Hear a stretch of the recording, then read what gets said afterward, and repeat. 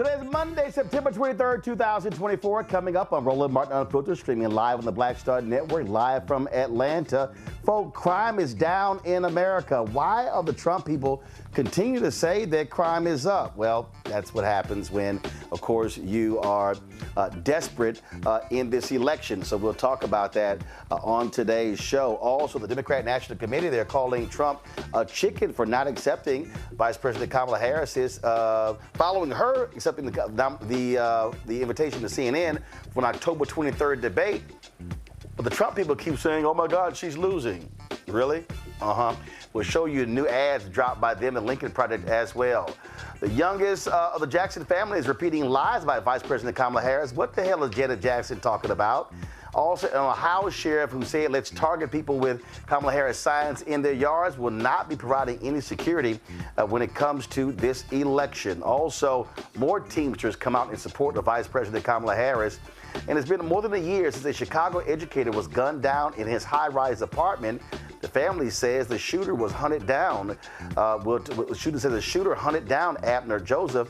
But why has the person still not been arrested in this case? Folks, it's time to bring the funk on Roland Martin Unfiltered on the Black Star Network. Let's go. He's got it. Whatever the miss, he's on it. Whatever it is, he's got the scoop, the fact, the find. And when it breaks, he's right on time and it's rolling. Best believe he's knowing. Putting it down from sports to news to politics. With entertainment just for kicks, he's rolling. It's on go, roll, roll, y'all. It's Roland Martin, yeah.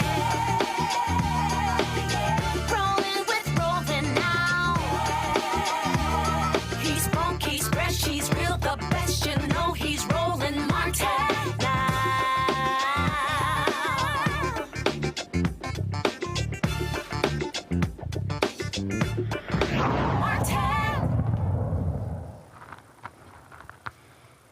Well, folks, if you listen to the lies coming from Donald Trump, J.D. Vance, and Republicans, you would think America is going crazy. Rampant crime everywhere, yet the FBI says that is not the case. A sharp decrease in violent crime took place. First of all, overall violent crime was down 3% in 2023 from the year before. Murders and non-negligent manslaughter dropped nearly 12%. Even with the 2020 pandemic surges, violent crime is down dramatically from the 1990s. Now, Trump recently pushed his attacks on immigrants, claiming that crime is through the roof under President Joe Biden's administration. Here's that lie. In Queens a few months ago, an illegal alien released by Kamala Harris, she was in charge of the border, approached two 13-year-old children with a machete in broad daylight, forced them into the woods, tied them together by the wrist and raped them, injured them terribly, very badly. You know about it. In the Bronx, another illegal alien that Kamala Harris set loose into our country approached a 36-year-old woman while pretending to ask for directions. Ma'am, he said, I'd like directions to someplace. Before he... All right, so first of all, I'm not going to sit here and just keep playing those lies. And again, what you see there is they want to, one, blame Vice President Kamala Harris on any crime that involves a migrant into this country. But the bottom line is they want to overlook the reality that crime among immigrants is actually lower than Americans. Michael Eisenberg with the Center for American Progress, he's the man director of Rights and Justice. He joins us right now. Michael, glad to have you here. Let's be real clear. I'm sorry, my apologies. I read that wrong. Rachel Eisenberg. Rachel, let's be real clear. This is scare tactics. This is all about, and I'm just going to be frankly, this is about scaring white people into thinking that, oh my God, these immigrants, these people of color, they are destroying our nation. We're going crazy to hell. Let's load the streets with crime, and it's the Democrats' fault this is all happening. Yeah, thank you so much for having me on today. I think you're spot on. The Trump and his campaign really are ignoring the facts, and the facts that the FBI released in its annual data today from 2023 really show that crime is declining, and in many categories and all over the country. And so you have data from law enforcement agencies that cover 94% of the country, showing that reported crime is down. And it just doesn't fit with the narrative that Donald Trump wants to tell.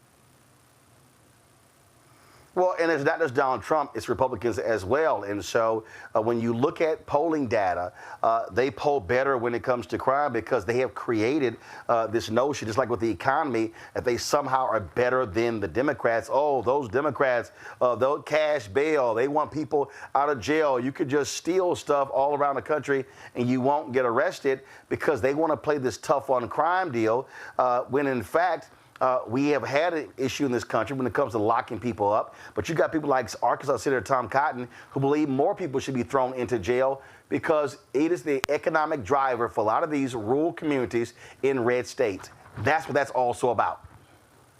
And the reality is that the Democrats know and have been actually implementing policies and programs across the country to keep people safe. They're investing in community-based solutions that are showing success at driving crime rates down. And you're seeing evidence of that in the FBI crime data that was released today. They're developing programs that are partnerships with community organizations to intervene in violence to make sure it doesn't happen. They're investing in law enforcement's efforts to investigate and close violent crime cases. They are supporting victims and crime survivors who have really suffered and who are in need of support. And so we have, there's countless evidence that shows the policies that are actually supported by Democrats and by Vice President Harris through the investments made in the American Rescue Plan and the passage of the Bipartisan Safer Communities Act to restrict access to guns, that those things are having a real impact in communities across the country. And that is just not something that, Republicans are not offering any solutions. They would just rather, put up smoke and mirrors.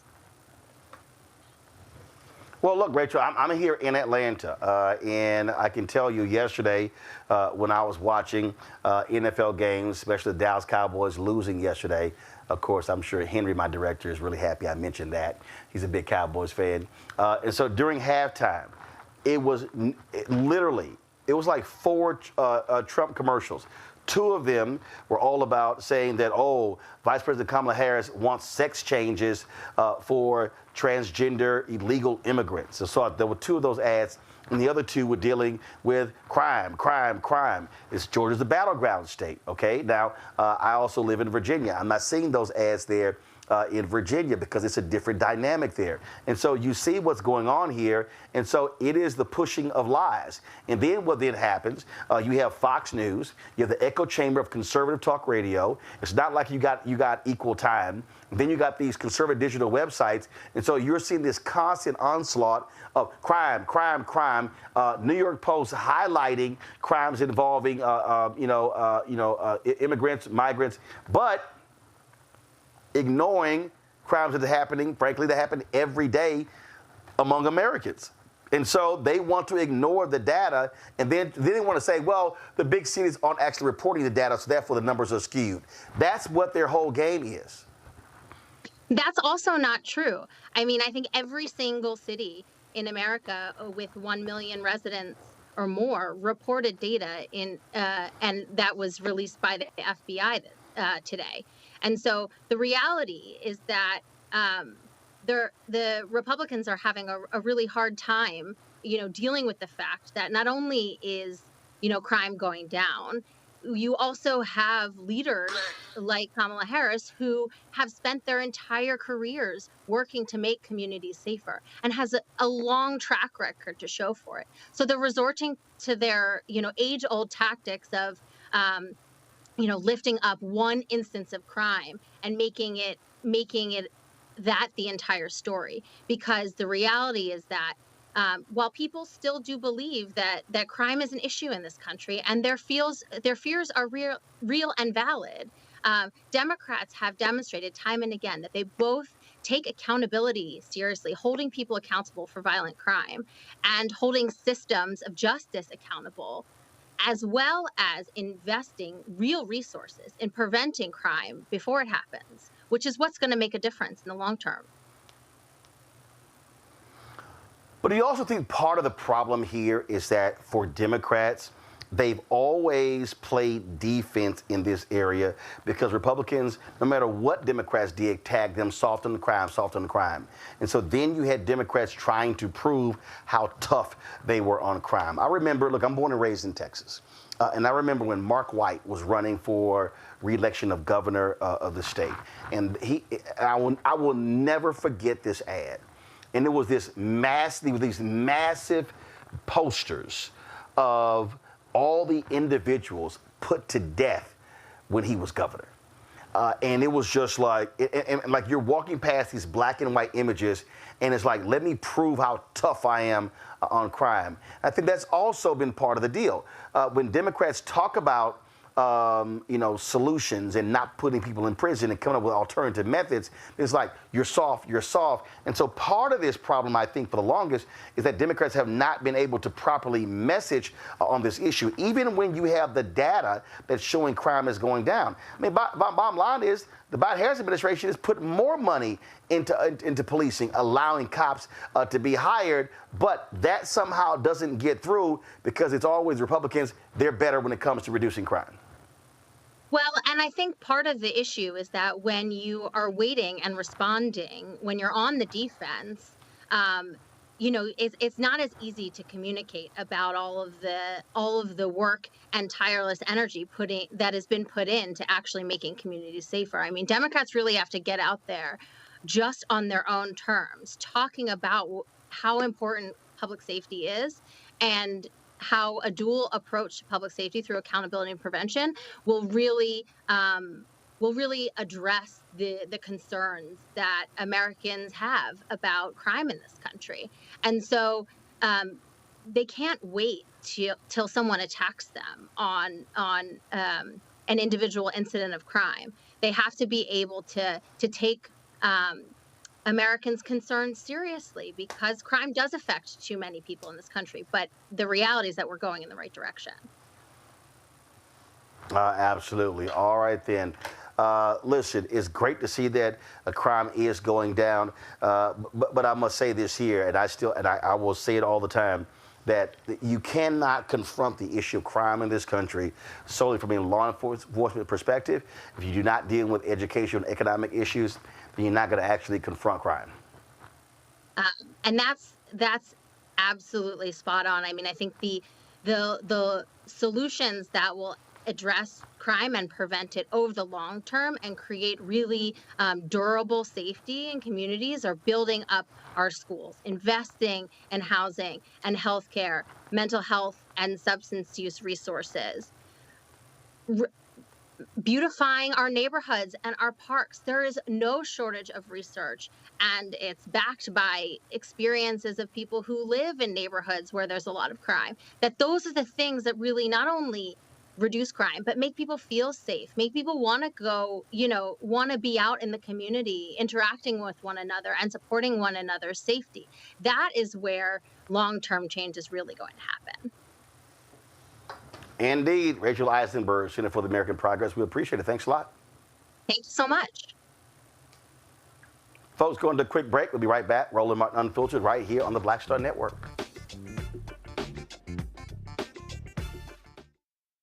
He told us who he was. Should abortion be punished? There has to be some form of punishment. Then he showed us. For 54 years, they were trying to get Roe v. Wade terminated, and I did it. And I'm proud to have done it. Now Donald Trump wants to go further with plans to restrict birth control, ban abortion nationwide, even monitor women's pregnancies. We know who Donald Trump is. He'll take control. We'll pay the price. I'm Kamala Harris, and I approve this message. In 2016, Donald Trump said he would choose only the best people to work in his White House. Now those people have a warning for America. Trump is not fit to be president again. Here's his vice president. Anyone who puts himself over the Constitution should never be president of the United States. It should come as no surprise that I will not be endorsing Donald Trump this year. His defense secretary. Do you think Trump can be trusted with the nation's secrets ever again? No. I mean, it's just irresponsible action that places our service members at risk, places our nation's security at risk. His national security advisor. Donald Trump will cause a lot of damage. The only thing he cares about is Donald Trump. And the nation's highest-ranking military officer. We don't take an oath to a king or a queen or to a tyrant or a dictator. And we don't take an oath to a wannabe dictator. Take it from the people who knew him best. Donald Trump is a danger to our troops and our democracy. We can't let him lead our country again. I'm Kamala Harris, and I approve this message. IVF is a miracle for us because it allowed us to have our family. After having my daughter, I wanted more children, but my embryo transfer was canceled 8 days before the procedure. Donald Trump overturning Roe v. Wade stopped us from growing the family that we wanted. I don't want politicians telling me how or when I can have a baby. We need a president that will protect our rights, and that's Kamala Harris. I'm Kamala Harris, and I approve this message. The overturning of Roe almost killed me. I had a blood clot in my uterus that caused my labor to have to be induced because of the overturn of Roe v. Wade. I wasn't able to get life-saving treatment sooner. I almost died. And that's because of the decision that Donald Trump made. I was able to get Roe v. Wade terminated, and I'm proud to have done it. The doctors and nurses were afraid that if they treated me in the incorrect way, that they would be prosecuted for that. And that's appalling. Donald Trump says that women should be punished. Do you believe in punishment for abortion? There has to be some form of punishment. For the woman? Yeah. I believe that women should have reproductive freedom to make the choices about their own bodies. 4 more years of Donald Trump means that women's rights will continue to be taken away one by one by one by one. This has to stop because women are dying. I'm Kamala Harris, and I approve this message. Here's a 78-year-old billionaire who has not stopped whining about his problems. Oh, she had a big crowd. Oh, the crowd. This weird obsession with crowd sizes. It just goes on and on and on.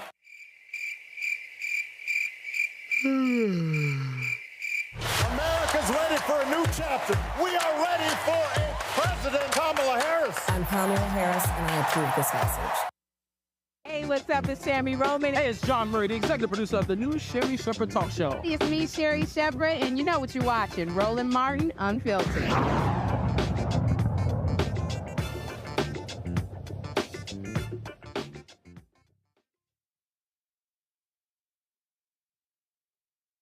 Bennett College author, coming to us out of Washington, D.C., Dr. Amakongo Dabinga Sr., professorial lecturer, School of International Service, American University out of D.C., Jade Mathis, counsel with the District Legal Group out of D.C. Glad to have all three of you here.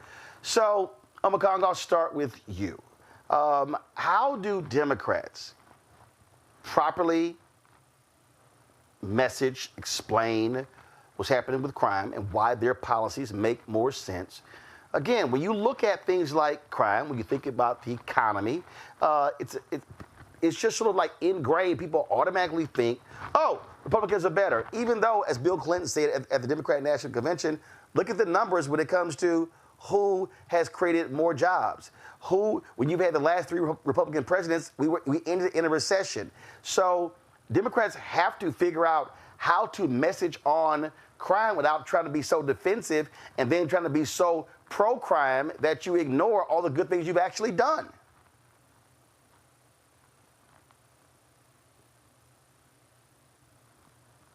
Amakongo, you're on mute.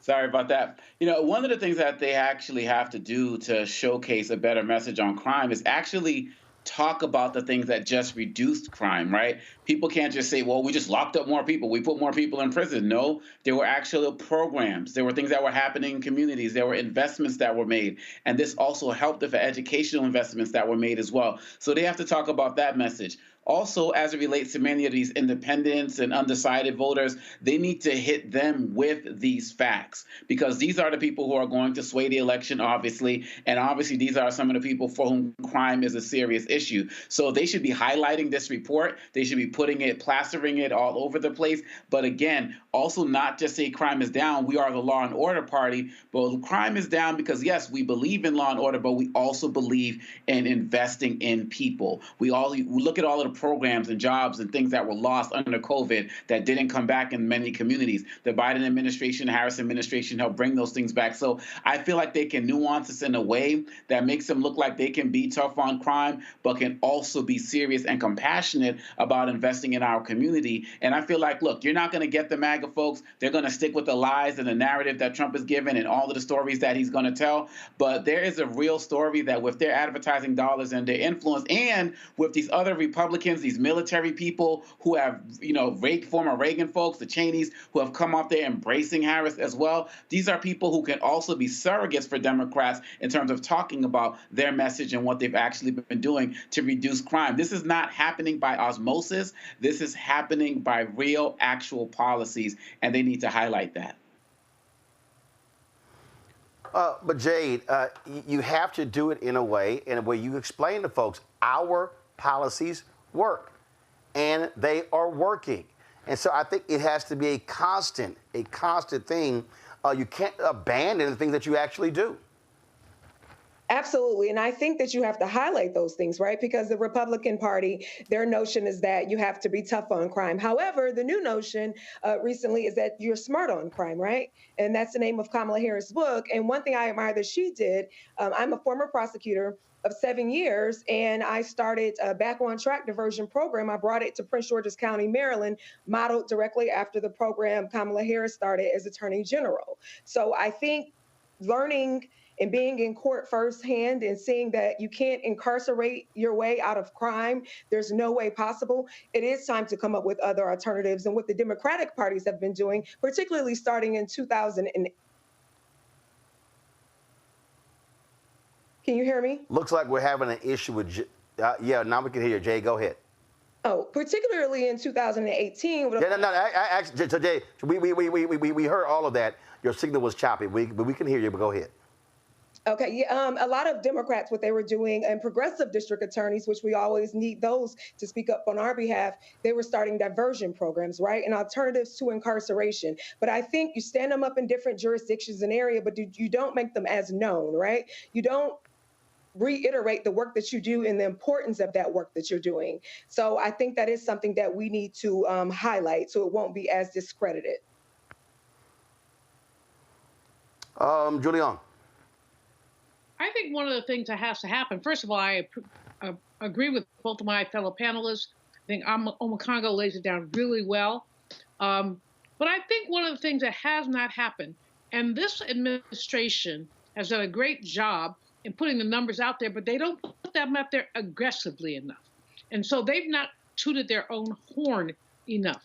And in not doing that, what we get is a vacuum of information that the Orange Man and his troops are able to distort.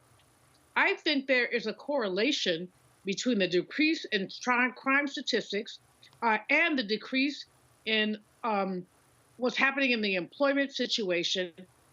And I think there are economic reverberations. We need to talk about the fact that when you incarcerate a whole bunch of people, this is not a cheapie. It costs a lot of money. When you are able to divert people, we save money. So I think they need a narrative that really tackles the Orange Man's narrative in its face and say, no, this is what we've done. Again, my major criticism of the Biden-Harris administration is that they are not aggressive in tooting their horn. Now, I understand why. I understand we're in this precarious political time, but they could do the correlations. They have the people on their team. They have the economists on their team to really talk about how much money has been saved. How much money has been saved because crime rates have dropped. How many people have not been harmed? When you look at those FBI statistics, it's amazing to talk about virtually every category of crime has gone down. And what does that mean to your county budget, to your city budget, to your state budget? That's the attack I think they should take. Well, and again, we're talking about crime being down, Jade, and the thing that I have been complaining about, they have had significant success when it comes to criminal justice efforts, holding people accountable, and the White House never talks about it. They literally never talk about police officers sent to jail, jail wardens, corrections folks, holding people accountable for hate crimes. And Merrick Garland, the Attorney General, has talked about it for some, but they have not even been aggressive in talking with that. So even on the flip side, when you try to communicate to folks who want criminal justice reform, they got to do better with that as well. Yes, and I think that's where transparency comes in at as well, and holding everyone accountable. But yes, I think that's where transparency to say, hey, why aren't these things covered? Or like you said, particularly in law enforcement. That is something that I have noticed, that crime being down, the statistics are not often accounted for.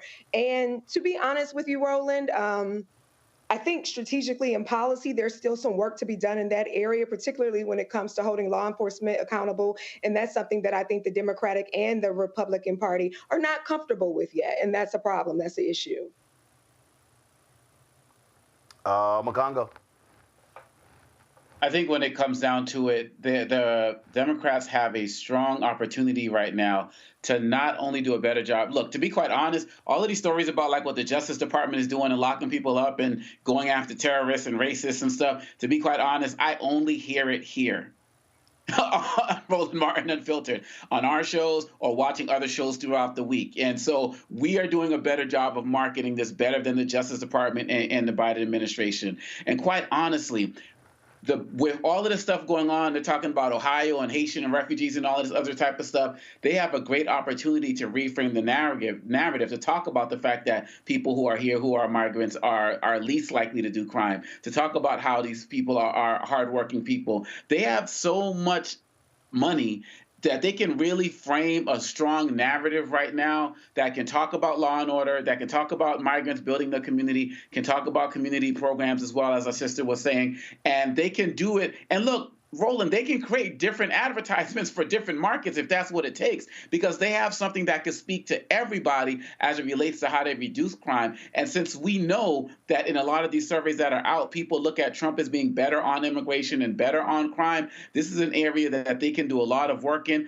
but they have the record to run on, they have the advertising dollars to do it, they just need to have a stronger political will to do so. Indeed, indeed. All right, folks, hold tight 1 second. Got to go to a break. We come back more on Roland Martin Unfiltered, including Mark Robinson, the brother Republican in North Carolina. His team has abandoned his ship. He's down to 3 campaign staffers, and the Republicans say we ain't spending no more money on ads on this race. We'll talk about that. Folks, support the work that we do. Of course, send your check and money order to P.O. Box 57196, Washington, D.C., 20037-0196. You want to join our Bring the Funk fan club. Your dollars make it possible for us to do what we do. PayPal is paypal.com/ME. PayPal.me/R Martin Unfiltered. Venmo is RM Unfiltered. Zelle, Roland@RolandSMartin.com. Roland@RolandMartinUnfiltered.com. We're having issues with the Cash App, so we're not showing you our Cash App. We're trying to work that thing out with them, but it is not fully worked out. So I'll let you know when we have that resolved with Cash App. We'll be right back.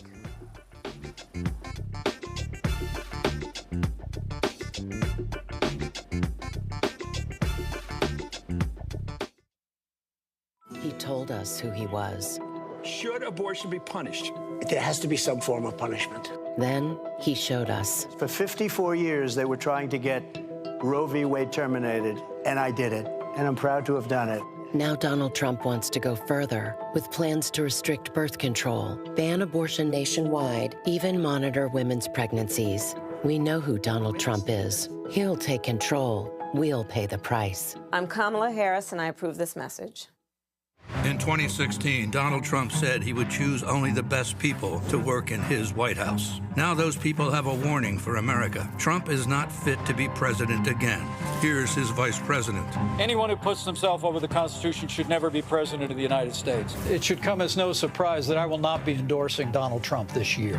His defense secretary. Do you think Trump can be trusted with the nation's secrets ever again? No. I mean, it's just irresponsible action that places our service members at risk, places our nation's security at risk. His national security advisor. Donald Trump will cause a lot of damage. The only thing he cares about is Donald Trump. And the nation's highest-ranking military officer. We don't take an oath to a king or a queen or to a tyrant or a dictator. And we don't take an oath to a wannabe dictator. Take it from the people who knew him best. Donald Trump is a danger to our troops and our democracy. We can't let him lead our country again. I'm Kamala Harris, and I approve this message. IVF is a miracle for us because it allowed us to have our family. After having my daughter, I wanted more children, but my embryo transfer was canceled 8 days before the procedure. Donald Trump overturning Roe v. Wade stopped us from growing the family that we wanted.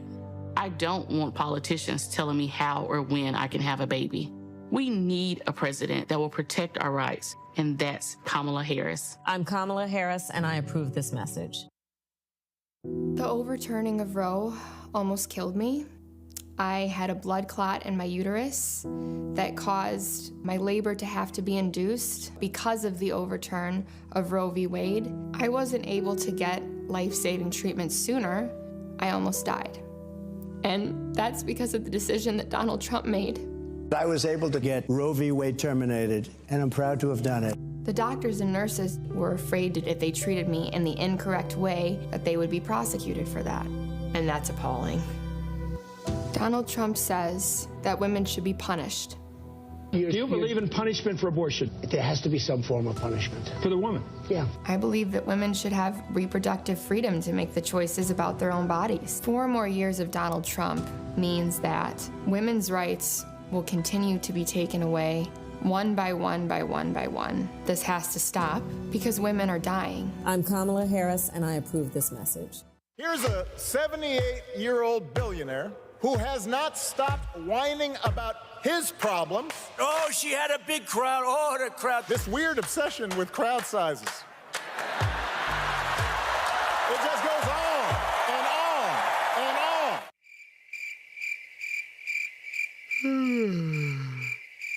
America's ready for a new chapter. We are ready for a President Kamala Harris. I'm Kamala Harris, and I approve this message. Hey, what's up? Geek Tony in the place to be. Got Kicked Out Your Mama's University, creator and executive producer of Fat Tuesdays, a air hip-hop comedy. But right now, I'm rolling with Roland Martin, unfiltered, uncut, unplugged, and undamn believable. You hear me?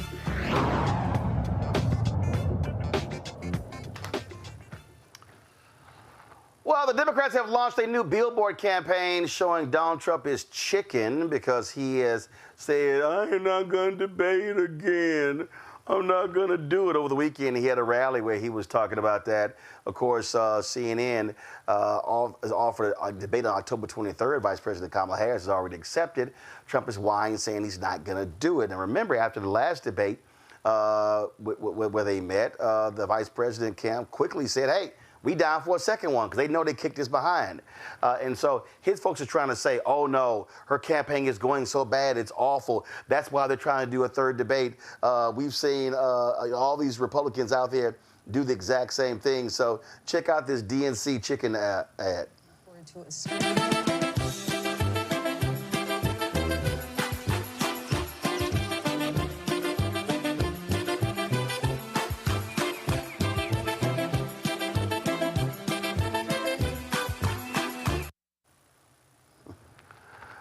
The Dems plan to have a mobile billboard at Trump's rally in Pennsylvania, where those attending will actually see that particular ad. Also, the Lincoln Project dropped a brutal ad today with actor Sam Elliott doing the voiceover.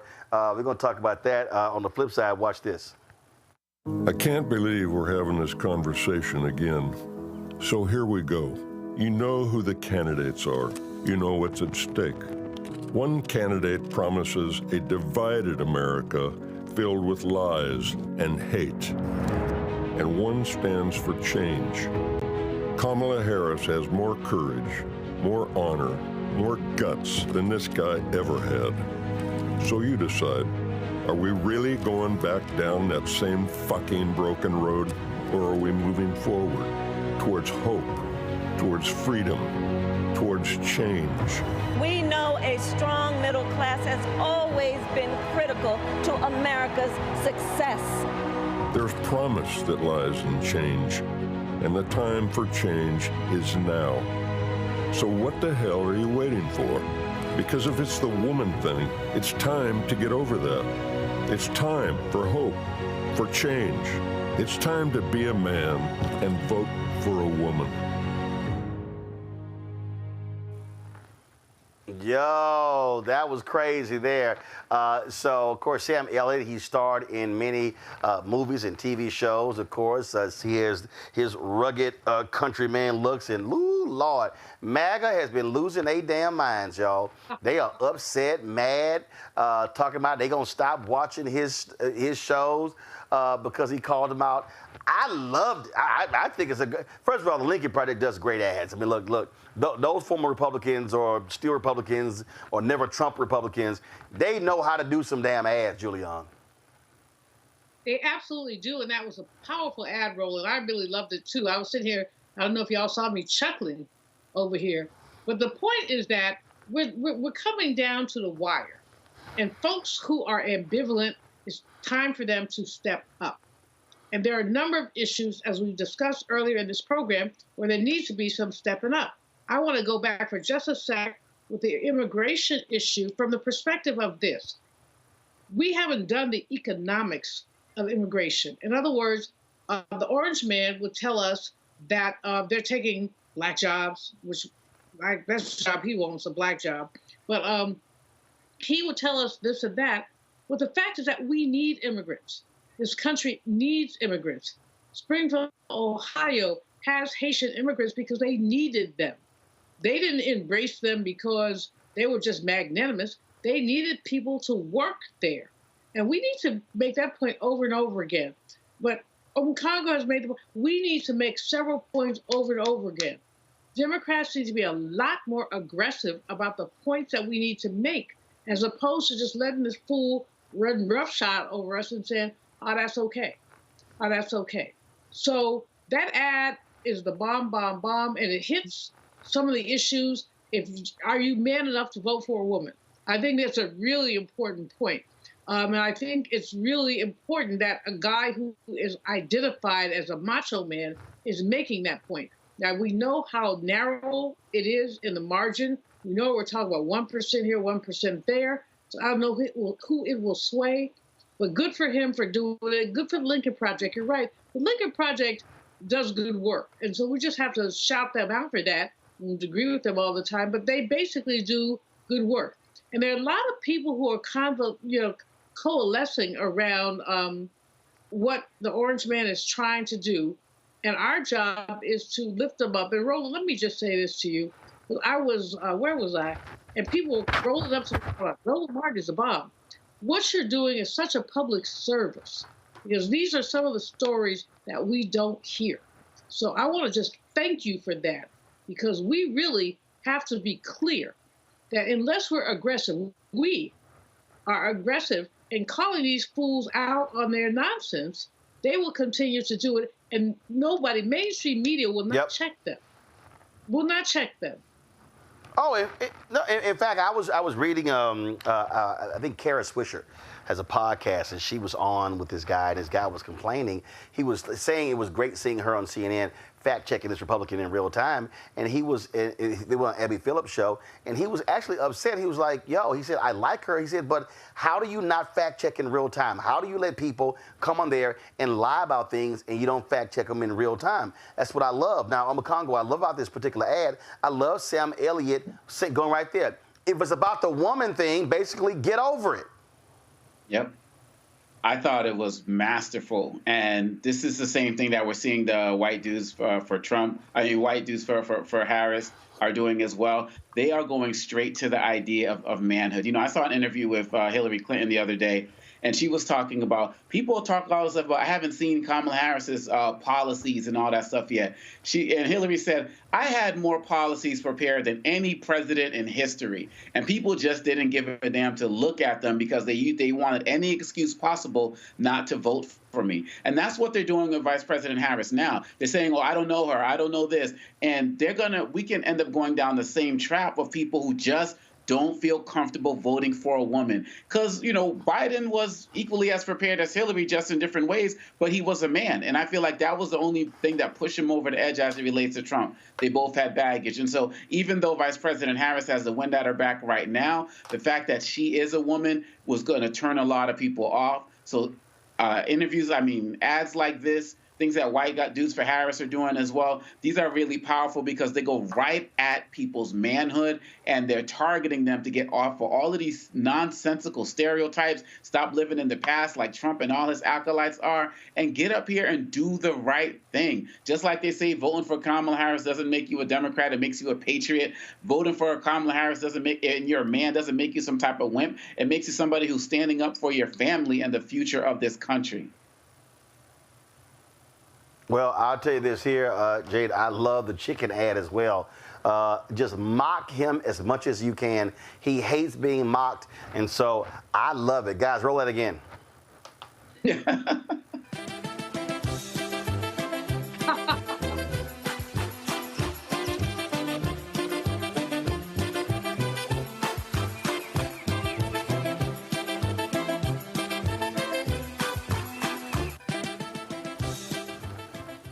I think that's pretty good, Jay. Listen, it is very comical and very true. One of the things that I love about the Lincoln Project is that they always have out-of-the-box commercials and opportunities, but they are generally true, on the truer side. But one thing I will say, you are so right. Trump hates being mocked, but I think the majority of us with common sense, we all look at Trump as if, you know, he's a Mad TV comedy special, right? Or a comedy skit. Where it gets dangerous is that the other people who don't see him that way are as entertaining, and the audience doesn't realize or care that he's actually dangerous, right? So I think with this opportunity, and this advertisement is given an opportunity to say is that, hey, there's someone who looks like him who would ordinarily probably be put in the same category as him. However, I'm speaking on behalf of this lady that you would just have a fit of a woman was put into this position. You don't want to answer under her. You cannot, respond to her. You don't even see her as a human, essentially. However, I'm defending her and I'm on her side against you. So yes, I think they should keep playing it. I think they said they have a costume that people are going to wear to the rally in Pennsylvania. So I'm going to see what train tickets are going that way and see if I can be part of it, because I need to see this costume, this chicken costume, in person. All right, y'all. I go to the break. We come back. Lord have mercy. Janet Jackson, what the hell? I'm trying not to talk about this here, but we bust. We'll be right back. Rolling Martin Unfiltered on the Black Star Network.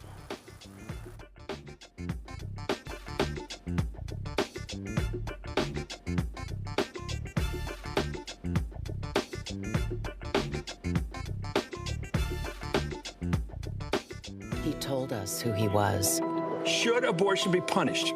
There has to be some form of punishment. Then he showed us. For 54 years, they were trying to get Roe v. Wade terminated, and I did it, and I'm proud to have done it. Now Donald Trump wants to go further with plans to restrict birth control, ban abortion nationwide, even monitor women's pregnancies. We know who Donald Trump is. He'll take control. We'll pay the price. I'm Kamala Harris, and I approve this message. In 2016, Donald Trump said he would choose only the best people to work in his White House. Now those people have a warning for America. Trump is not fit to be president again. Here's his vice president. Anyone who puts themselves over the Constitution should never be president of the United States. It should come as no surprise that I will not be endorsing Donald Trump this year. His defense secretary. Do you think Trump can be trusted with the nation's secrets ever again? No. I mean, it's just irresponsible action that places our service members at risk, places our nation's security at risk. His national security advisor. Donald Trump will cause a lot of damage. The only thing he cares about is Donald Trump. And the nation's highest-ranking military officer. We don't take an oath to a king or a queen or to a tyrant or a dictator. And we don't take an oath to a wannabe dictator. Take it from the people who knew him best. Donald Trump is a danger to our troops and our democracy. We can't let him lead our country again. I'm Kamala Harris, and I approve this message. IVF is a miracle for us because it allowed us to have our family.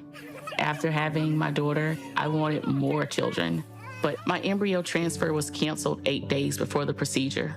Donald Trump overturning Roe v. Wade stopped us from growing the family that we wanted. I don't want politicians telling me how or when I can have a baby. We need a president that will protect our rights, and that's Kamala Harris. I'm Kamala Harris, and I approve this message. The overturning of Roe almost killed me. I had a blood clot in my uterus that caused my labor to have to be induced because of the overturn of Roe v. Wade. I wasn't able to get life-saving treatment sooner. I almost died. And that's because of the decision that Donald Trump made. I was able to get Roe v. Wade terminated, and I'm proud to have done it. The doctors and nurses were afraid that if they treated me in the incorrect way, that they would be prosecuted for that. And that's appalling. Donald Trump says that women should be punished. Do you believe in punishment for abortion? There has to be some form of punishment. For the woman? Yeah. I believe that women should have reproductive freedom to make the choices about their own bodies. 4 more years of Donald Trump means that women's rights will continue to be taken away one by one by one by one. This has to stop because women are dying. I'm Kamala Harris, and I approve this message. Here's a 78-year-old billionaire who has not stopped whining about his problems. Oh, she had a big crowd. Oh, the crowd. This weird obsession with crowd sizes. It just goes on and on and on.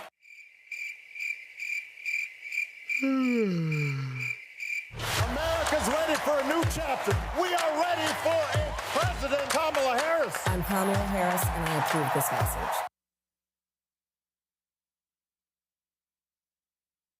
Hey, what's up, y'all? I'm Devon Frank. I'm Dr. Robin B., pharmacist and fitness coach, and you're watching Roland Martin Unfiltered.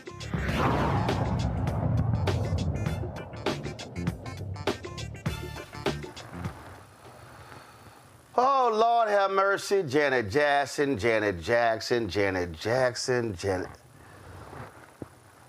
Okay, y'all, she's the latest black celebrity to spread misinformation about Vice President Kamala Harris. In an interview with The Guardian, y'all, published Saturday, to promote the second leg of her concert tour, Janet Jackson claimed she heard that Kamala Harris was not black and the vice president's daddy was white. Here's what the reporter wrote. On For Us, it was about making a difference in a kid's life, a teenager's life, from them taking this path with drugs and going down the wrong street, trying to make something of themselves. On that record, she sang about joining voices in protest to social injustice and pushing toward a world rid of color lines. I wonder where she stands on the forthcoming election. After all, I say, America could be on the verge of voting in its first black female president, Kamala Harris.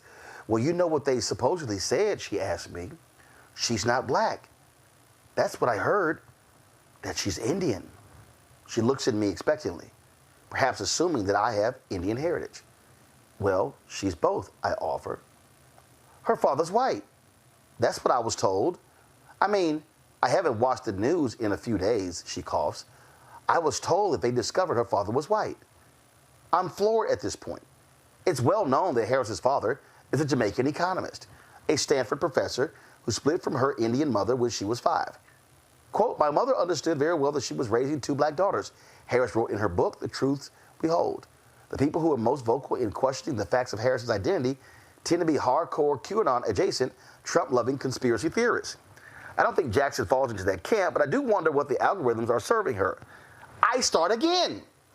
Harris has dual heritage, I say. And given this moment, does Jackson think America's ready for her if we agree she's black? Or, okay, a woman of color? I don't know, Jackson stage whispers. Honestly, I don't want to answer that because I really truthfully don't know. I think either way it goes, it's going to be mayhem. Now, a number of outlets reported that Janet Jackson issued an apology for the comments based upon a statement from Mo El Masri, okay, who said he represented Jackson and is listed as the singer's manager on IMDb Pro. Well, a person close to Jackson who spoke anonymously later told the Post that El Masri does not represent the singer. El Masri also came out publicly and said that he was fired by Janet Jackson and Randy Jackson as a result of that statement. Now, Janet Jackson has not apologized for those comments. So let me say this here, y'all. And so this is the first time I'm actually revealing this. So in 2019, we went on the Tom Joyner Morning Show cruise, the Fantastic Voyage cruise. And Janet Jackson performed. And so what we did was Tom would have all of the people who were on the show around a massive square table. And we were all basically record the show asking questions. So we interviewed Janet. So it was Tom, it was Sybil, it was Jay, it was Chris Paul, Huggy Lowdown, it was myself. It was like everybody who was on the show. So everybody's asking different questions. So this is 2019. Vice President Kamala Harris is running. And I remember I asked the question, was Janet Jackson going to endorse, or was she, really focused on the election? And so she gave, I can't remember what the hell she said. I don't know what kind of non-answer she sort of gave. Like, I'm not really whatever. I'm not quite remember. So check this out. So like 2 hours later, Tom comes up to me, pissed. He's like, because of your question, we can't really interview. I said, what are you talking about? Well, her people came in and they were like, nope, can't really interview. And then Tom said, we offered to them, hey, we'll just edit out Roland's question and her answer. Nope, and not at all, can't run the whole interview at all. And it never ran. It never did. Now, if I was Tom, I'd run the damn interview now. I don't give a shit. But I'm sitting there going, how is it now 3 days later, and you, Janet Jackson, still haven't issued an apology for that stupid-ass comment you made? Now, let me be real clear, okay? I think Janet Jackson is a fantastic entertainer. Puts on a great show. But this was a dumb-ass comment. And asinine. And you got the reporter sitting there telling you it's not true, and you say nothing. So here you are. You haven't corrected it.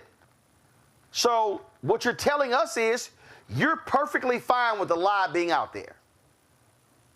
So you said nothing. Randy has said nothing.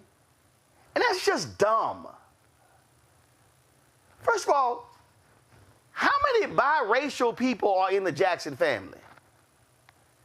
How many of her brothers have married non-black people?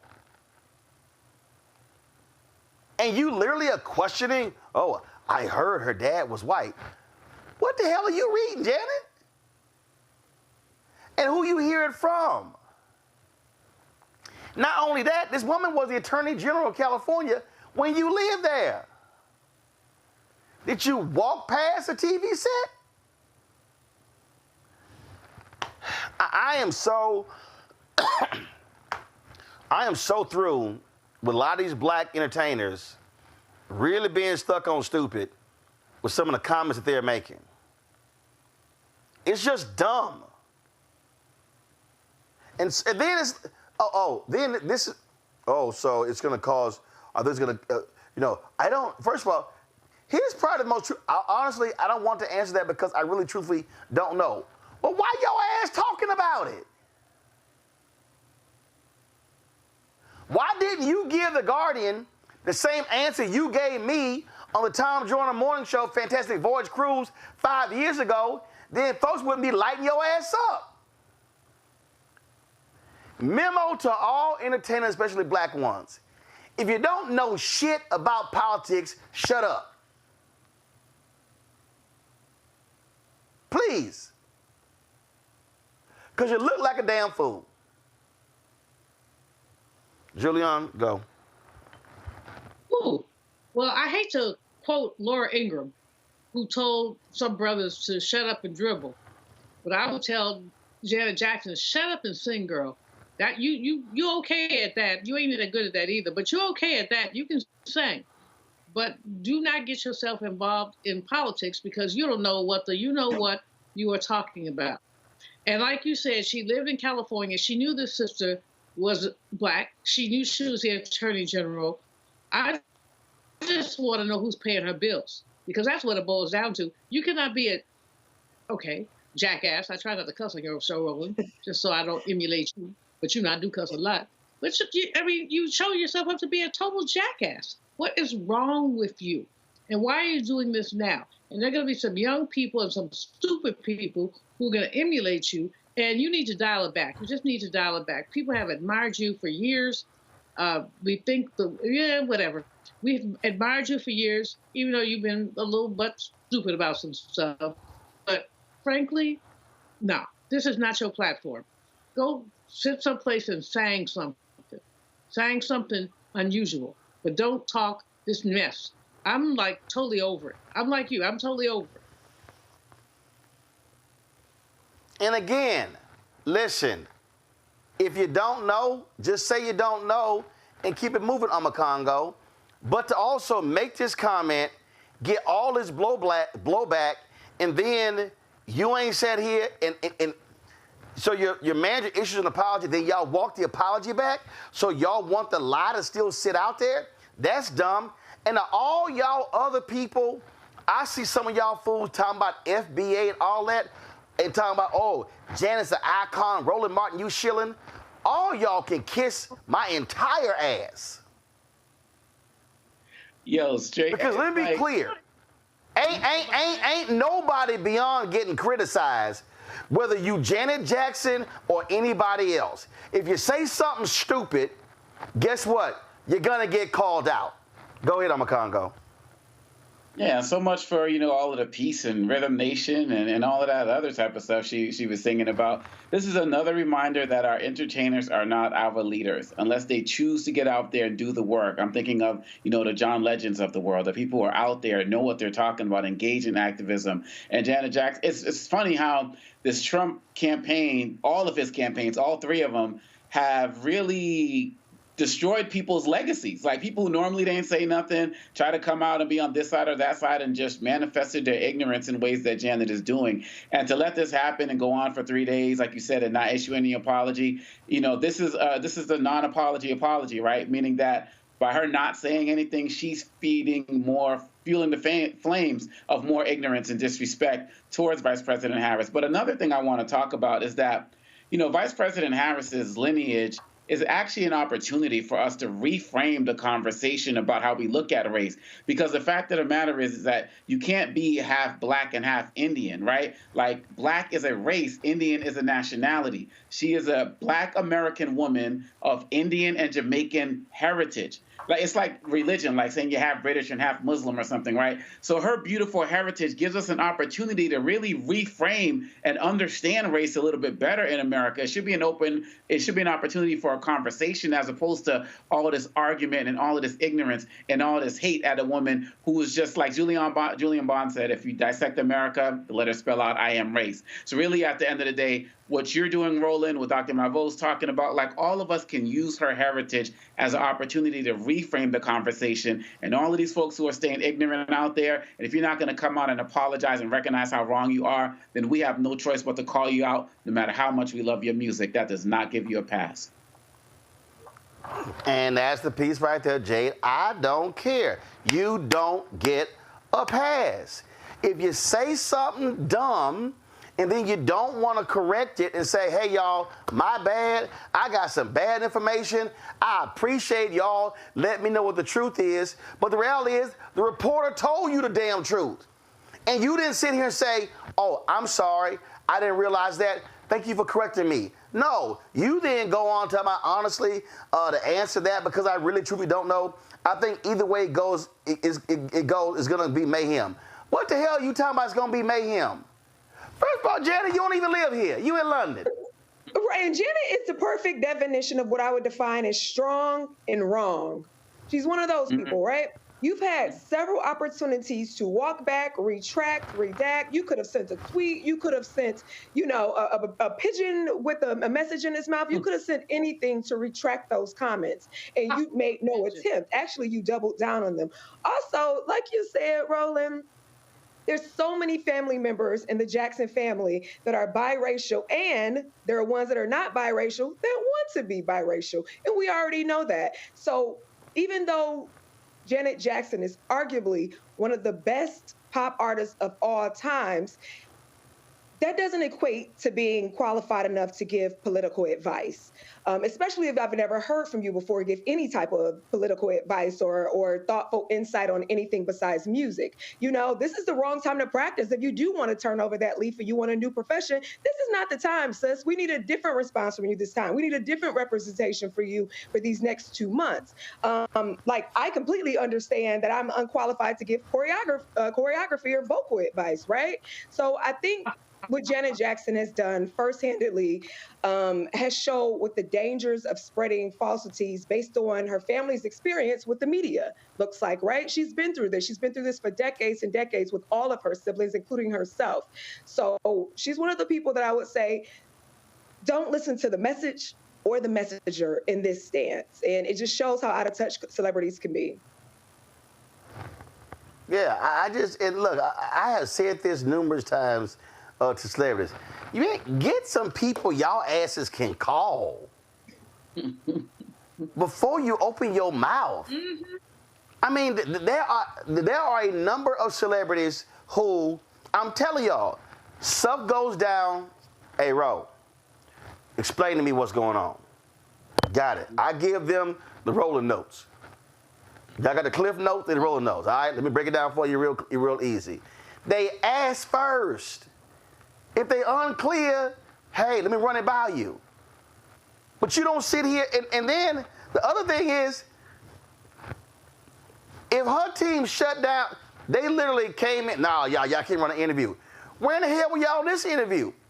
Was nobody around her going, right. That ain't right, that's wrong. Let's correct that before it get out there. We don't want it to get out there. What the hell? I'm telling you, I just... It's sad. And the fact that this is Monday, the interview dropped Saturday. Mm-hmm. This guy comes out with an apology. Y'all walk back his apology, which means that Janet and her team got no problem with the lie sitting out there. That, to me, is even more egregious, that after you've been corrected, you still won't... First of all, you got corrected by the reporter, and then you get corrected by the public, and your ass still ain't saying nothing. Right. So I'm sorry, all the smoke that she's getting, baby, she deserves it. You done earned every single bit of it because you did this and nobody else did it. Maybe she need to listen to that song, her own song, Discipline. Because she needs some political discipline. Let me go to a break. We'll be right back. Roland Martin Unfiltered on the Black Star Network. Some of y'all heard the song Discipline. Y'all know what the hell I'm talking about. Support us on the Black Star Network. Join our Bring the Funk fan club. The goal is to get 20,000 of our fans contributing on average $50 each, $4.19 a month, 13 cents a day. That's what it comes out to. If you can't give that, you give less. Look, we appreciate that. Every single thing helps. Hey, if you can give more, we appreciate that as well, because we ain't got millionaires and billionaires supporting this show. Folks, send me a check. Money order, P.O. Box 57196, Washington, D.C. 20037-0196. PayPal is paypal.me/rmartinunfiltered. Vimeo is vimeo.com/rmunfiltered. Zelle, Roland@RolandSMartin.com, Roland@RolandMartinUnfiltered.com. Like I said, we're sorting out all this drama with Cash App, and so we'll give you the details of that when we have it. We'll be right back.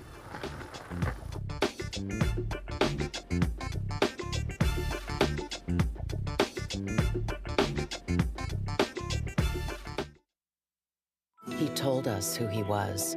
Should abortion be punished? There has to be some form of punishment. Then he showed us. For 54 years, they were trying to get Roe v. Wade terminated, and I did it. And I'm proud to have done it. Now Donald Trump wants to go further with plans to restrict birth control, ban abortion nationwide, even monitor women's pregnancies. We know who Donald Trump is. He'll take control. We'll pay the price. I'm Kamala Harris, and I approve this message. In 2016, Donald Trump said he would choose only the best people to work in his White House. Now those people have a warning for America. Trump is not fit to be president again. Here's his vice president.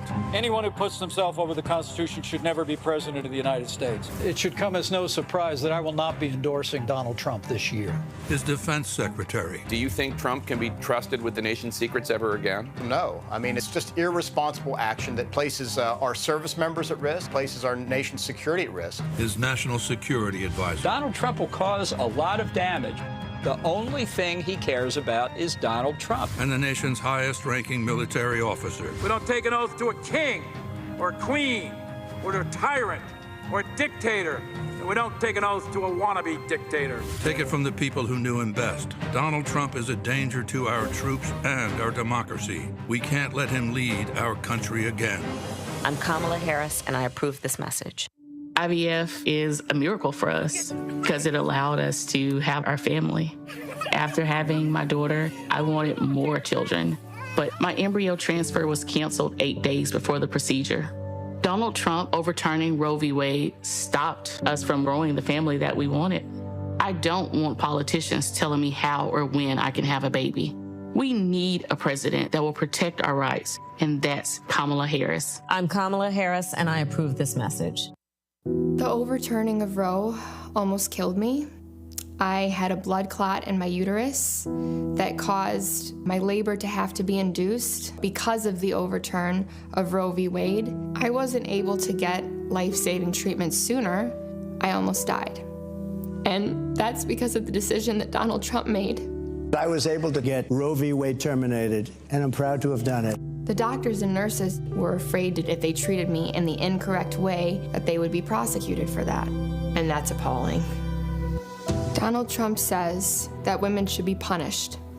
Do you believe in punishment for abortion? There has to be some form of punishment for the woman. Yeah. I believe that women should have reproductive freedom to make the choices about their own bodies. 4 more years of Donald Trump means that women's rights will continue to be taken away one by one by one by one. This has to stop because women are dying. I'm Kamala Harris, and I approve this message. Here's a 78-year-old billionaire who has not stopped whining about his problems. Oh, she had a big crowd. Oh, the crowd. This weird obsession with crowd sizes. It just goes on and on and on.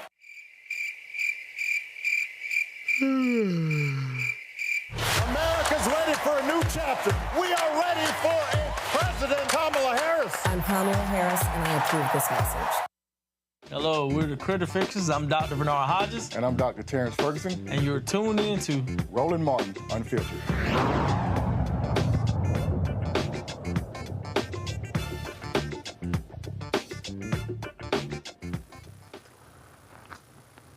Well, folks, an Ohio sheriff wrote a post on Facebook telling people to write down the addresses of people with signs for Kamala Harris in their yards. Well, as a result of that post, the sheriff's office has been kicked off of election duty.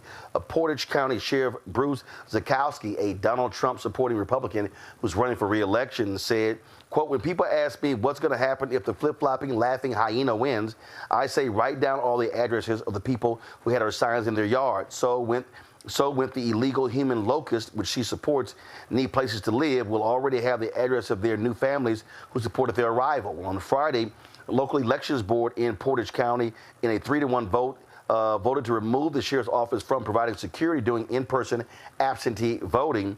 The Ohio Secretary of State's office ruled that Zukowski's post didn't break state election laws, but it damn sure broke common sense laws. And I really hope that the Democratic opponent for this sheriff beats his ass in November. Makongo. Yeah, absolutely. And this is voter intimidation. Look, this is the social media world. We know that nothing ever gets deleted. We know once you put something out there, it's out there. And this actually kind of connects to the Janet Jackson segment, because once again, people are showing their ignorance or they're showing their true colors outright. And people who are supporting Trump, who are in positions of power, they feel like they can get out there and say ignorant things. They can say racist things. They can say things that are misogynistic and throw out all of this other stuff, laughing hyena and all of this other types. And these are the people who are supposed to be protecting us during voting.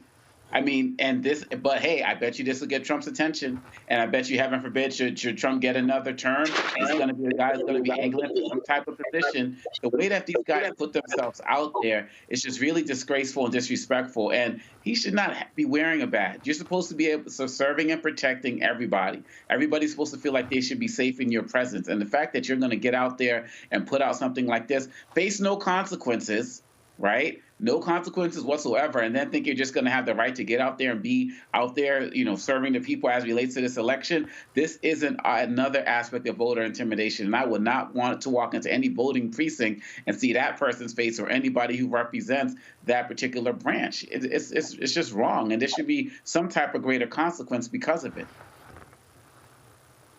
Well, that's why listen, these MAGA people, they show their true colors, Jade. They do this all the time, and we're seeing it.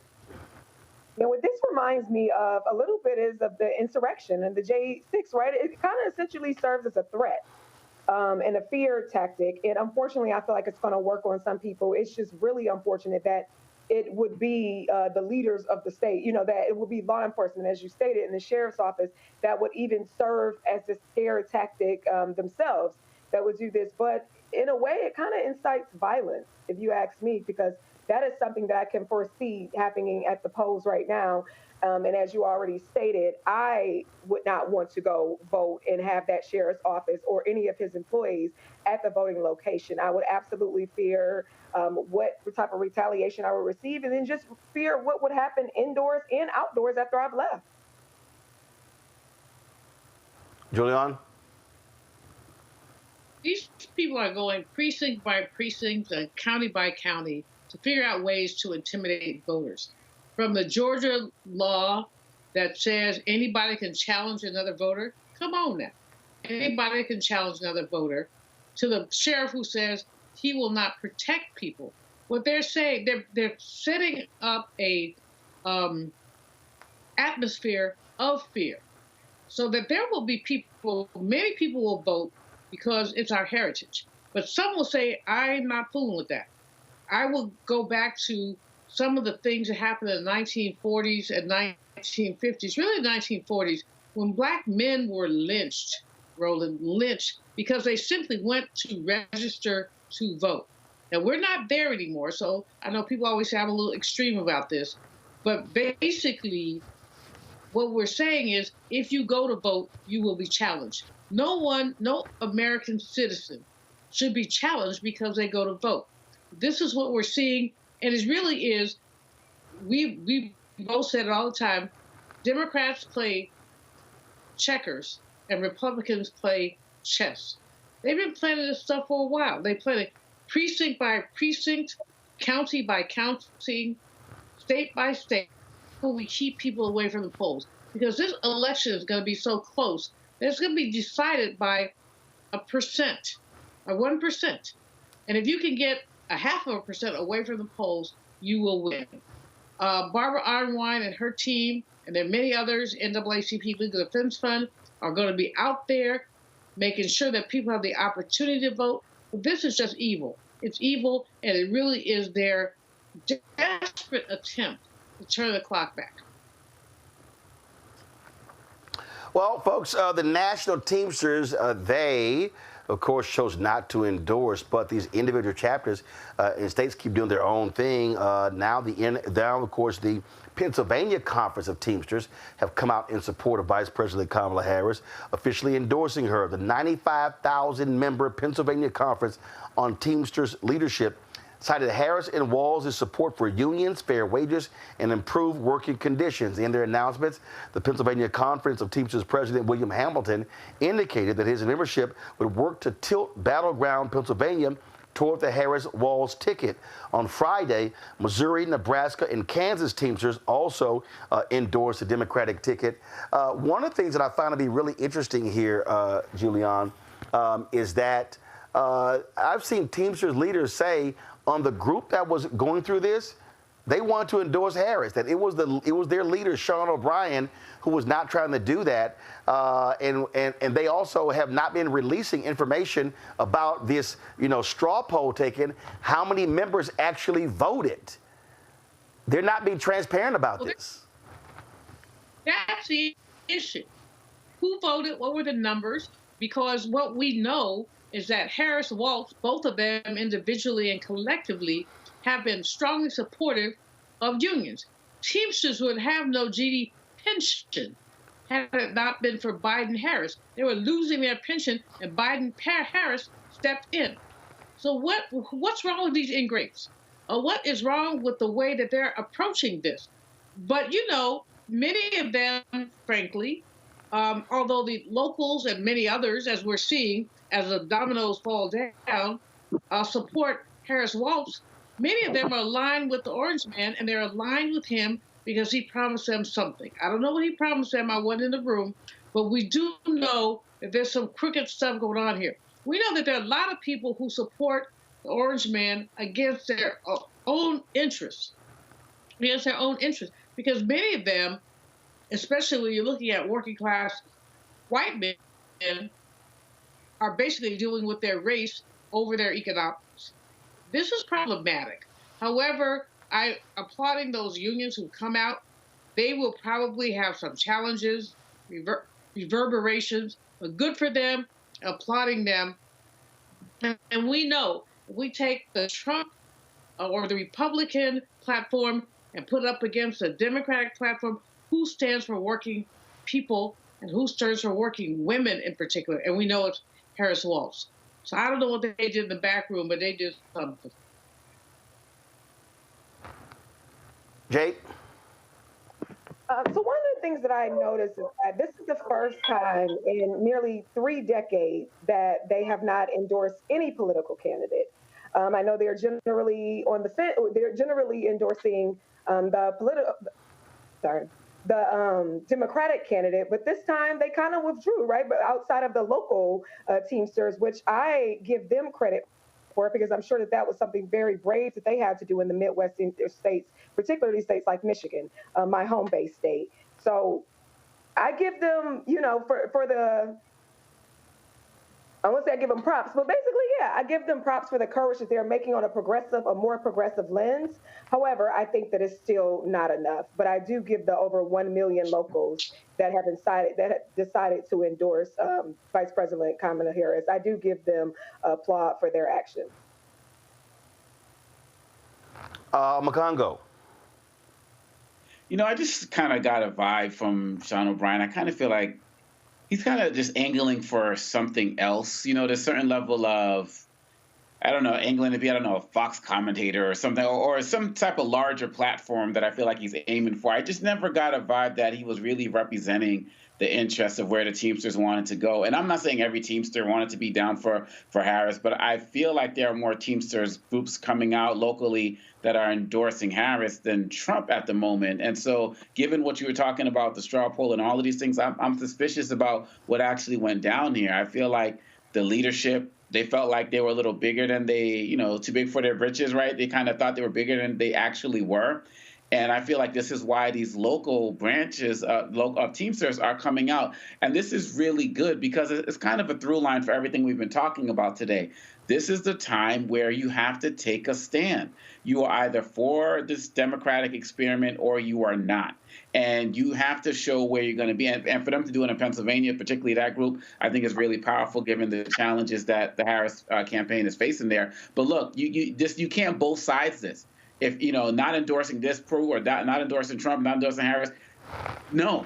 We're just, when you look at people like everybody from the Cheneys to, musicians like Billie Eilish, just everybody's making a decision. You can't be on the fence right now. And so these local Teamsters are saying, we're not going to be on the fence. We're riding with the people who have been riding with us. And that starts with the Biden administration, now going down to a potential Harris administration. And they made the right choice. And I just don't trust Sean O'Brien and where he's going with the national leadership of this organization. And I don't think he has much time there, to be honest. Well, all right, folks, hold tight 1 second. We come back. We're going to talk with the family of a black man, a principal who was shot and killed in his high-rise in Chicago a year ago, but they still have not gotten any justice. That's next on Roland Martin Unfiltered, right here in the Black Star Network, broadcasting live from Atlanta. Back in a moment.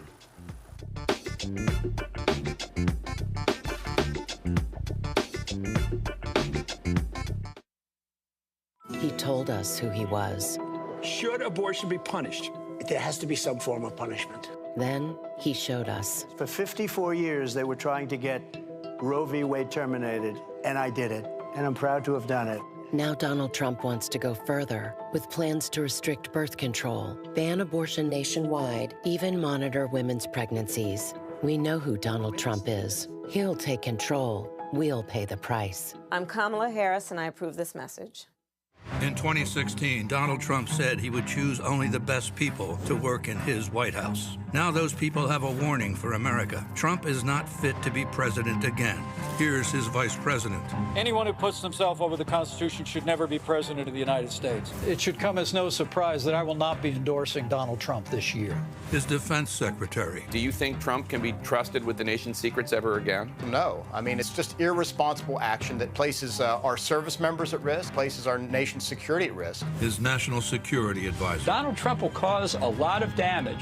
The only thing he cares about is Donald Trump. And the nation's highest-ranking military officer. We don't take an oath to a king or a queen or to a tyrant or a dictator.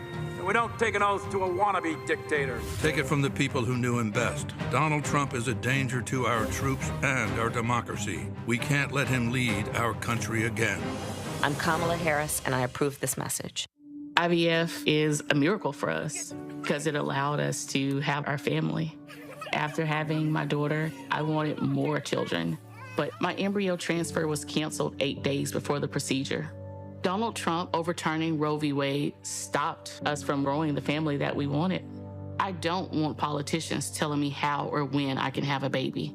We need a president that will protect our rights, and that's Kamala Harris. I'm Kamala Harris, and I approve this message. The overturning of Roe almost killed me. I had a blood clot in my uterus that caused my labor to have to be induced because of the overturn of Roe v. Wade. I wasn't able to get life-saving treatment sooner. I almost died. And that's because of the decision that Donald Trump made. I was able to get Roe v. Wade terminated, and I'm proud to have done it. The doctors and nurses were afraid that if they treated me in the incorrect way, that they would be prosecuted for that. And that's appalling. Donald Trump says that women should be punished. Do you believe in punishment for abortion? There has to be some form of punishment for the woman. Yeah. I believe that women should have reproductive freedom to make the choices about their own bodies. 4 more years of Donald Trump means that women's rights will continue to be taken away one by one by one by one. This has to stop because women are dying. I'm Kamala Harris, and I approve this message. Here's a 78-year-old billionaire who has not stopped whining about his problems. Oh, she had a big crowd. Oh, the crowd. This weird obsession with crowd sizes. It just goes on and on and on.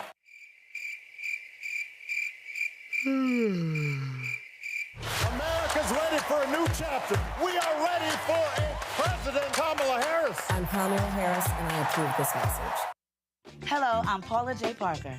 Truly proud on the Proud Family. I am Tommy Davidson. I play Oscar on Proud Family, Louder and Proud. Hi, I'm Jo Marie Payton, voice of Sugar Mama on Disney's Louder and Prouder, Disney Plus. And I'm with Roland Martin on Unfiltered.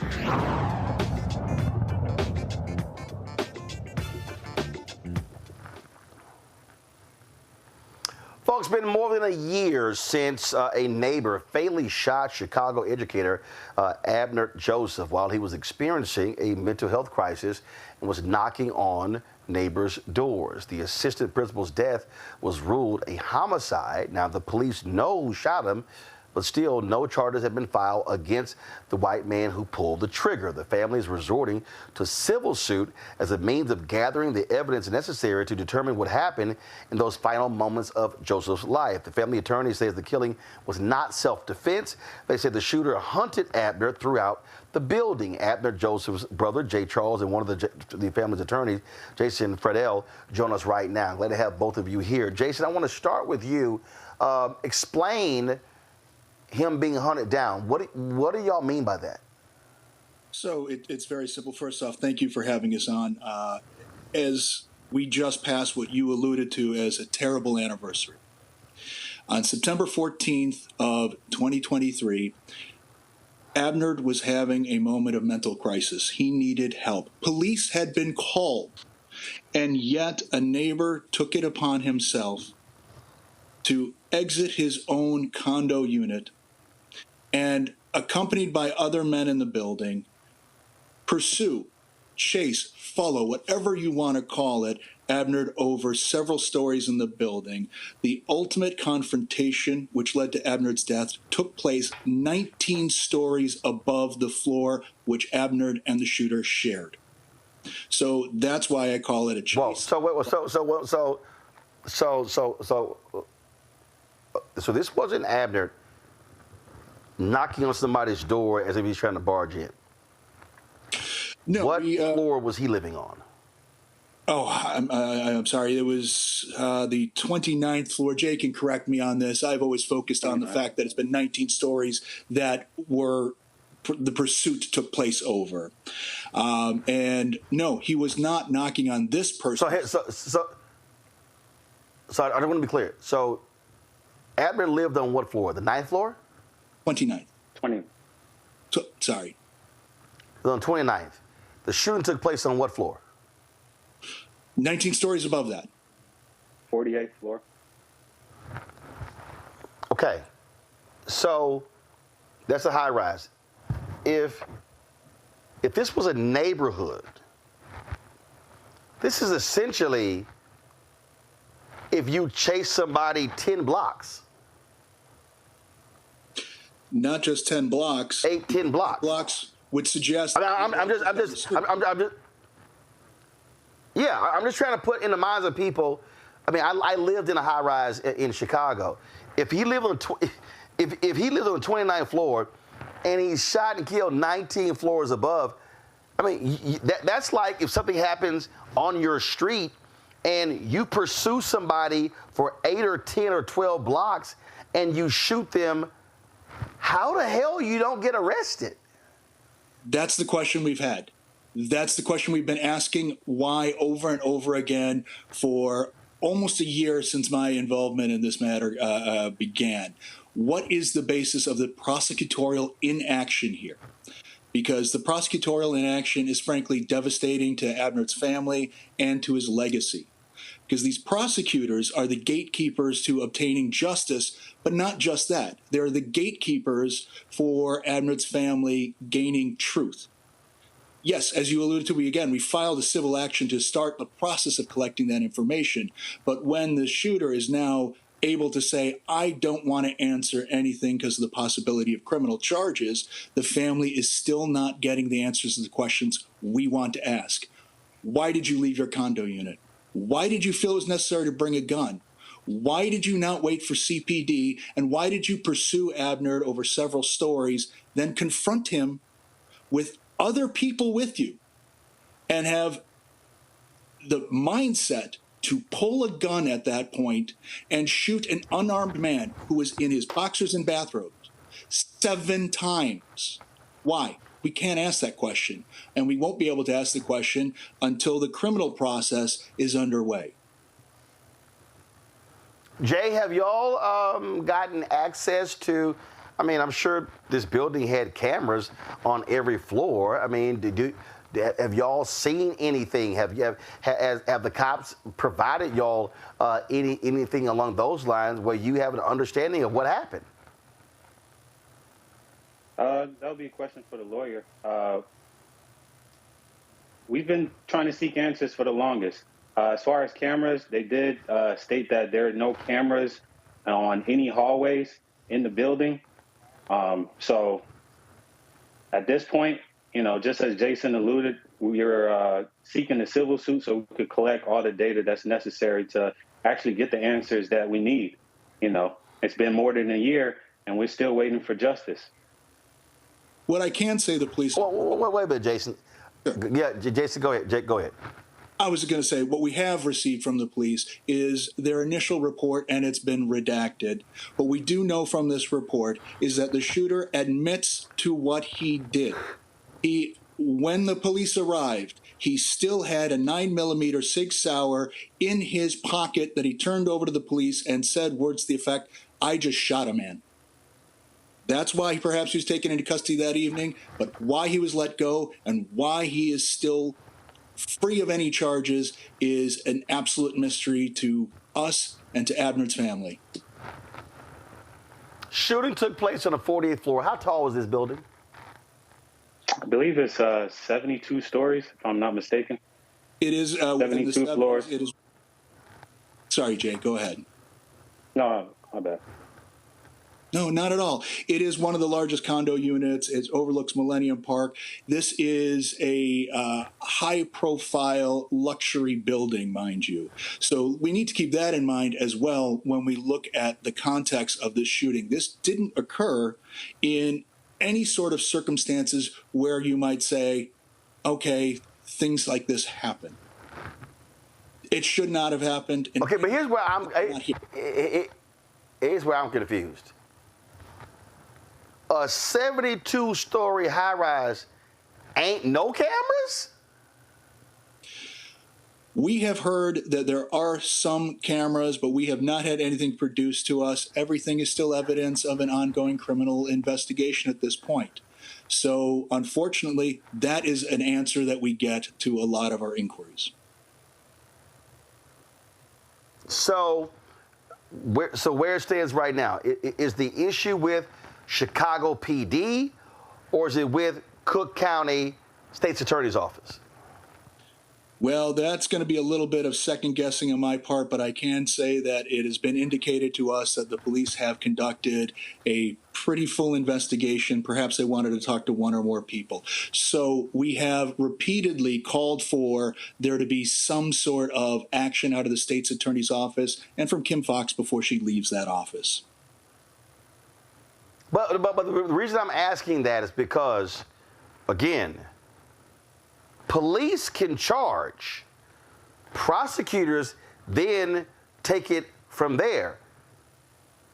Has Chicago Police Department charged this man in this case? They have not. There has there been any sort of recommendation that we're aware of.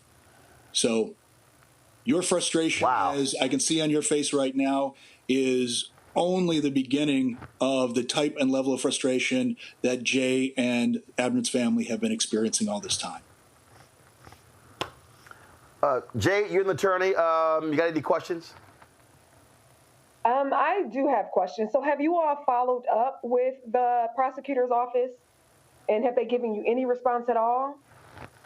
The only responses we get is there is an open investigation, and we expect there to be some sort of movement in a month, and then a month later, and a month later, and a month later. Okay. And are you guys looking to file to ask the DOJ or any federal agencies to investigate as well? We have not approached any federal sources for an additional investigation at this time. There is an investigation that's been done. We do have to follow the process to some point, but that point has now quickly reached its end point. It cannot just proceed this way with no answers for the family.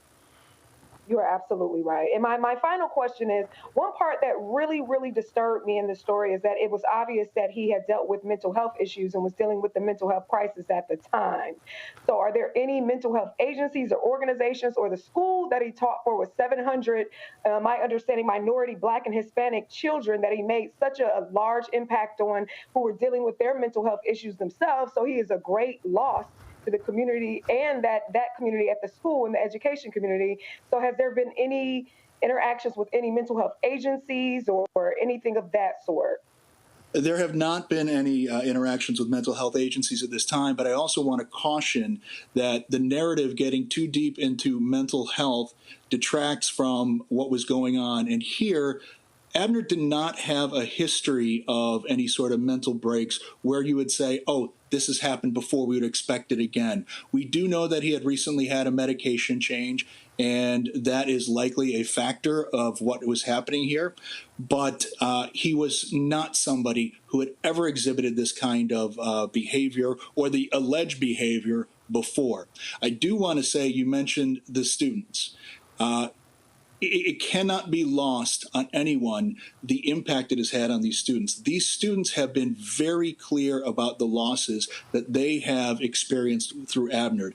They have painted a mural of Abner on the wall of the school. His first year there was something in the order of a 70 or 72% reduction in bullying and a 50% reduction in student-on-student violence. This was a man who was doing everything right for the community. And when I say the community, I mean the community at large, for all of us, helping these children become what they need to for our society. Thank you.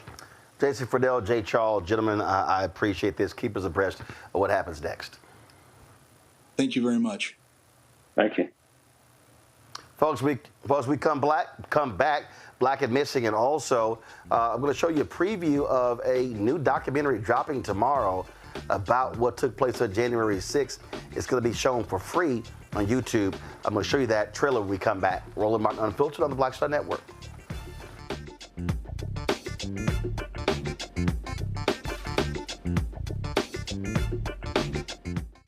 He told us who he was. Should abortion be punished? There has to be some form of punishment. Then he showed us. For 54 years, they were trying to get Roe v. Wade terminated, and I did it, and I'm proud to have done it. Now Donald Trump wants to go further with plans to restrict birth control, ban abortion nationwide, even monitor women's pregnancies. We know who Donald Trump is. He'll take control. We'll pay the price. I'm Kamala Harris, and I approve this message. In 2016, Donald Trump said he would choose only the best people to work in his White House. Now those people have a warning for America. Trump is not fit to be president again. Here's his vice president. Anyone who puts himself over the Constitution should never be president of the United States. It should come as no surprise that I will not be endorsing Donald Trump this year. His defense secretary. Do you think Trump can be trusted with the nation's secrets ever again? No. I mean, it's just irresponsible action that places our service members at risk, places our nation's security at risk. His national security advisor. Donald Trump will cause a lot of damage. The only thing he cares about is Donald Trump. And the nation's highest-ranking military officer. We don't take an oath to a king or a queen or to a tyrant or a dictator. And we don't take an oath to a wannabe dictator. Take it from the people who knew him best. Donald Trump is a danger to our troops and our democracy. We can't let him lead our country again. I'm Kamala Harris, and I approve this message. IVF is a miracle for us because it allowed us to have our family. After having my daughter, I wanted more children, but my embryo transfer was canceled 8 days before the procedure. Donald Trump overturning Roe v. Wade stopped us from growing the family that we wanted. I don't want politicians telling me how or when I can have a baby. We need a president that will protect our rights, and that's Kamala Harris. I'm Kamala Harris, and I approve this message. The overturning of Roe almost killed me. I had a blood clot in my uterus that caused my labor to have to be induced because of the overturn of Roe v. Wade. I wasn't able to get life-saving treatment sooner. I almost died. And that's because of the decision that Donald Trump made. I was able to get Roe v. Wade terminated, and I'm proud to have done it. The doctors and nurses were afraid that if they treated me in the incorrect way, that they would be prosecuted for that. And that's appalling. Donald Trump says that women should be punished. Do you believe in punishment for abortion? There has to be some form of punishment for the woman. Yeah. I believe that women should have reproductive freedom to make the choices about their own bodies. 4 more years of Donald Trump means that women's rights will continue to be taken away one by one by one by one. This has to stop because women are dying. I'm Kamala Harris, and I approve this message. Here's a 78-year-old billionaire who has not stopped whining about his problems. Oh, she had a big crowd. Oh, the crowd. This weird obsession with crowd sizes. It just goes on and on and on.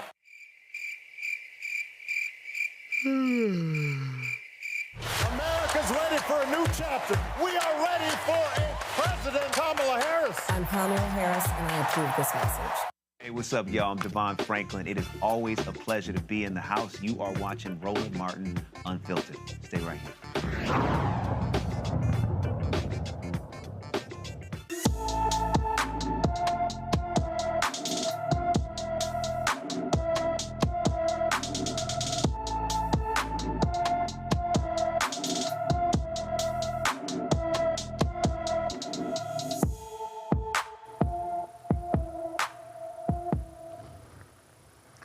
Tajay Dorsey Wardlow disappeared from his Champaign, Illinois home on July 18th.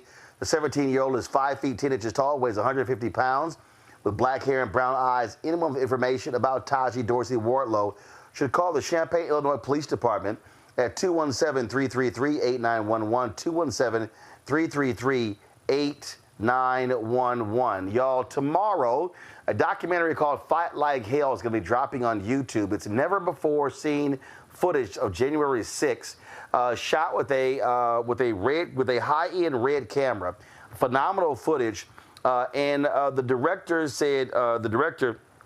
of this, John Long, said his goal was to show what actually happened and assemble all of this. Again, it's going to be shown on free on YouTube tomorrow. Here is a preview.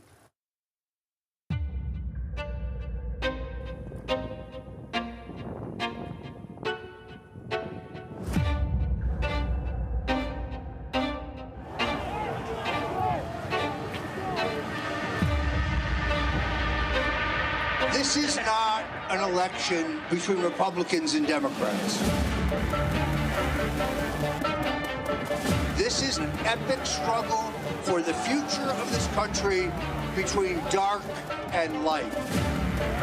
We will win this fight, or America will step off into 1,000 years of darkness. We're going to protect this president by stopping the steal. Stop the steal! Stop the steal! When I went to bed on election night, he was ahead. The system is a lie. The ballot counting's a lie. It's called democracy. You count every single vote. We did not have a free, fair, and transparent vote. Joe Biden will be removed one way or another. 1776 commenced tonight! We are at war. Spiritual war for the soul of this country. The situation we're in is a situation of treason. The punishment for treason is death. The president watches these rallies, and he's watching you today. Warren, you guys know. You can't stop. It's coming tomorrow. What makes America great? The United States Constitution is different from every other country in the world.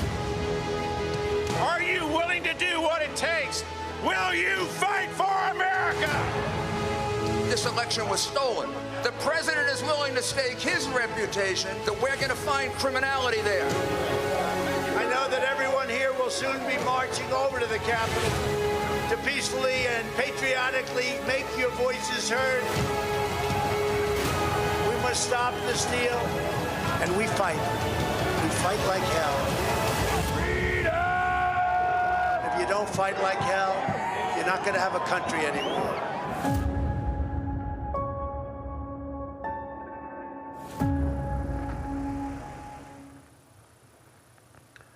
Now, Julian, conservatives have been doing all they can, saying, oh, people don't want to care about January 6th. That's crap. And I think people right now, as we're getting ready to vote, should care about January 6, 2021, because these thugs, these domestic terrorists are still here. A number of them been put in jail. What happened on that day? But these people, they want to do the exact same thing. And guess what? Beating Trump's ass at the ballot box on November 5th will also shut these people down. And they're going to still be here, but trust me, handing him an L is the best thing that could happen to America. You know, Roland, what we do at the election is that we need to make sure that he doesn't just lose, but he loses big time. All the projections are talking about a percentage point, a fraction of a percentage point, and we talked earlier about some of these states are doing to mess with people in terms of their voting. We need to have a decisive victory for the Democrats. We've got to start basically addressing some of these young people who don't want to vote, who don't think it's important. There's a really great, effective commercial from young women who said, if you want to vote for you, vote for me. And, you know, I'm thinking back to the time when someone actually died in my dormitory in 1971 or 2, because the girl was trying to get an abortion and she couldn't. And that just takes me back. Are we going back that far? So I think that it's really important for those who care about this democracy, as flawed as it is, to really step up and step out and start talking. I mean, John Legend has a great commercial on talking about vote. Other people are stepping up. It's Carole King talking about vote. They're not rabid Democrats. They're rabid patriots. And so, you know, I will say, this whole thing depresses me, but it depresses me to the point of being very active. Because what we have to say is that you use it or lose it. Use it or lose it. And I'm really very frustrated by some of our younger folks who don't want to vote. I'm frustrated by, I have a sibling who says he's not sure where he's going. And I don't want to get on a plane and go to San Francisco and hit him upside the head and like, fool. But like my last thing to him was, look, boy, you live in California. You don't matter. But you know, it's like, well, I'm trying to weigh the differences. But there are a lot of people like that. He's not the only one. So we've got to ramp it up. She can win and she can win it big, but it's going to be if we do the work that needs to be done. Hey, bottom line for me, Jade, is 270. I don't give a damn if I understand if it's 350 electoral college votes, all you need is 270 to win. But the point here is people need to understand January 6th, these people wanted to overthrow the results of the election. Yeah. We cannot reward domestic terrorists with allowing them to win again. And as you said, yes, domestic terrorists and bullies. Quite frankly, I'll call them what they are. They are political bullies, right? Or not even political sometimes. A lot of them were ignorant that were out there and no telling what type of careers that they had, if they had any at all or anything to lose. So a lot of them are going to be bullies. So that's why I think it's so important to not forget January the 6th, because we know what bullies can do when they don't get their way. However, we don't care, right? We don't care. We're going to make sure that Kamala Harris is in office. So these bullies, because as I say, ain't no fun when the rabbit got the gun, right? It's not going to be any fun when we have the official power and control. So, yeah. Congo. Look, when it comes down to it, we have to make sure that this memory of what happened on January 6th stays fresh in people's mind, because not only are people acting like it wasn't a big deal, they're lying and telling stories that nobody even died. You know, Trump, except they want to talk about Ashley Babbitt, right? They don't want to talk about Officer Sicknick and other people. So they're lying and they're reforming a narrative. And even people who condemn Trump, like Bolton, you know, who's in his administration, he calls January 6th a riot, doesn't even call it an insurrection. And so they still have a narrative that's going as it relates to that they are putting out every single day. And I'm glad that this documentary is coming out tomorrow, because we have to have a constant reminder of, look, this was the first peaceful transfer of power in our nation's history. This was the first time that a Confederate flag flew in the Capitol in our history. Like, there are real things that happened that almost destroyed this democratic experiment, and we can never let that happen again. And let's also be mindful of the fact, Roland, that there were many insurrections that were happening across the country. Right? And so this was just a culmination of it, and Trump will usher this in again. Luckily, regardless of what happens, he won't be in charge of the Justice Department. He won't be in charge of the military. So, Biden's not going to be sitting there and watching stuff happen and not do anything about it. And so really, at the end of the day, we have to stay proactive. We have to make sure that this memory of what happened is told the right way, and we have to make sure that we continue to uplift this nation, because they are going to do everything possible to destroy it. They've already tried their dry run. They're waiting to do it again and try to be successful this time. Can't let it happen. Indeed. All right, Julian. What? I just want to share one thing. Wilmington, North Carolina, 1896. We have had other insurrections where they actually took all the black men who were influential in that town and put them on trains, put them out because they were about to take over the government. So we have that. That may have been the first one. We've had them again. So basically, and this was the Klan. They were called the Red Shirts then. This was a Klan who did that. So I'm just saying, let's not give those January 6 people too much power. They had a role model. Oh, no, I'm not giving them power, but I'm simply stating that we cannot let people act like that didn't happen.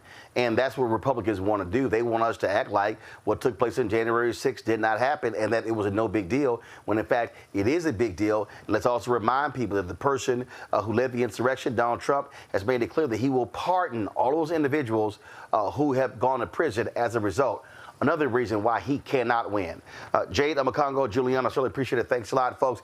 You want to support the work that we do, please join our Bring the Funk fan club. Your dollars are crucially important. You can send your check and money order, P.O. Box 57196, Washington, D.C., 20037-0196 is, of course, PayPal, R. Martin Unfiltered. Venmo is RM Unfiltered. Zelle, Roland at RolandSMartin.com, Roland at RolandMartinUnfiltered.com. Be sure to download the Black Stud Network app. We have crossed the 100,000 threshold. We've got more than 102,000 downloads. Let's go to 150,000. Download on your Apple phone, Android phone, Apple TV, Android TV, Roku, Amazon Fire TV, Xbox One, Samsung Smart TV. Also, be sure to get a copy of my book, White Fear, How the Browning of America is Making White Folks Lose Their Minds, available at bookstores nationwide. Thank you. So pull up the graphic again, P.O. Box 57196, Washington, D.C., 20037-0196. PayPal, R. Martin Unfiltered. Venmo is RM Unfiltered. Zelle, Roland at RolandSMartin.com, Roland at RolandMartinUnfiltered.com. Shout out to the National Black Radio Hall of Fame. Had a great time, of course, being inducted on Saturday. Appreciate all the folks for that. We also live streamed that. So if you want to see my acceptance speech, appreciate Rashad Ritchie also presenting me the award as well. So go to the Black Stud Network app or go to my YouTube channel. You can actually see that from Saturday. And shout out to Clark Atlanta University. I gave a master class today on campus. Just had a good time there. I enjoyed my chat with the student, Dr. French. Didn't get a chance to speak to him. He did come out my speech, but which we'll catch up with Frat later as well. So again, it was great being on the campus of Clark Atlanta University. I'm back in studio tomorrow. Folks, until then, I'll see you. You know how we always end the show. Holla! Black Star Network is here. Oh, no punch! I'm real revolutionary right now.